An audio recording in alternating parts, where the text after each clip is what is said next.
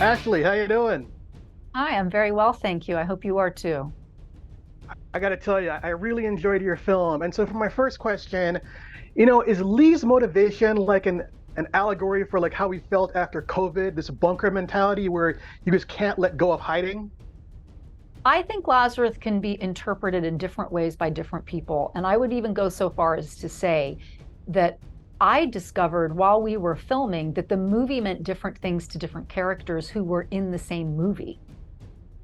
Because for me, Lazarus is like this place of idyllic safety and a gender utopia. I mean, it's a sexless place, right? There's no socialization, there's no gender socialization, there's no male sexual harm, there's no threat of it. So to me, it's a place of total freedom. And then a boy comes along and everything is ruptured. So I look at it through the eyes of Aunt Lee very differently from the way my nieces do.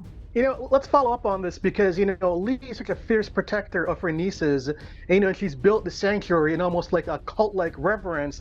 But then when Asher's character of Owen comes in, I was surprised that she wasn't more threatening towards him. Why didn't Lee just shoot Owen on sight when she discovered he was there? I think that's a really good question. And I want to ask you more of it, but I don't want to reveal to the audience. So that would be a sidebar between you and me. I think that when I visit with him in the basement, and we see at the beginning of the movie, I do have a lot of empathy, like when I share our scarce food and we don't have a lot of resources with a stranger, that it's really not in my nature to harm someone. And so I think that's where the restraint comes from. And also, I think that it would be too catastrophic for the girls. Yeah, that makes sense. Okay, so let's talk about the girls. Let's talk about Sarah and Katie. I mean, the three of you have this like really warm, beautiful chemistry.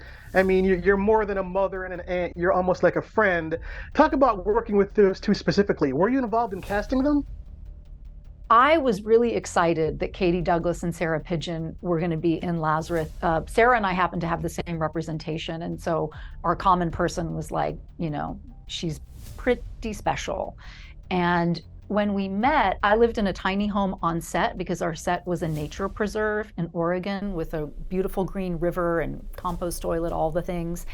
The girls came over, the women came over, and we just lit some candles and sat cross-legged on the floor and kind of courageously, vulnerably fell into a very intimate sense of community right away. Shared about, Katie just opened up with, well, when I was 12. And I think that really supported the intimacy that you see on screen.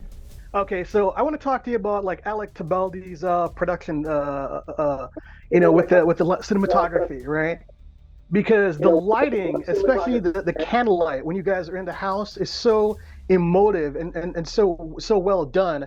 I was thinking about that in the film. It really adds a very serious aspect to it. This is the end of the world. There's no electricity, et cetera, et cetera. So talk about filming those scenes in particular, especially when you guys are at dinner and you're knocking at the table and in the basement. Mm-hmm. Yeah, the cabin doesn't have electricity. We lit this movie with candles entirely, and in a couple of scenes, flashlights. And so it helped things move faster because we didn't have lights to move around.